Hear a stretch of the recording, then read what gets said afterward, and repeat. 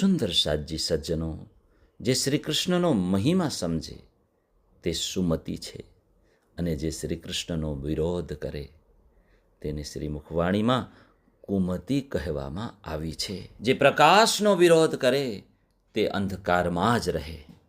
આટલું યાદ રાખજો.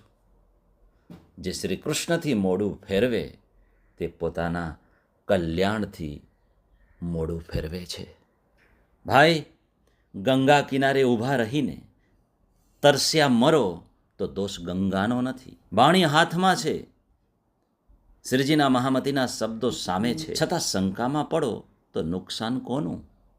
એટલા માટે સાથીઓ, વાદ વિવાદ નહીં, વાણી જોઈએ.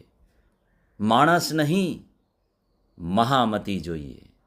અને કલ્પના નહીં, અટકલ નહીં, શ્રીમુખ વાણી જોઈએ. બોલી અક્ષરાતીત પૂર્ણ બ્રહ્મ પરમાત્મા શ્રી કૃષ્ણ મહારાજની.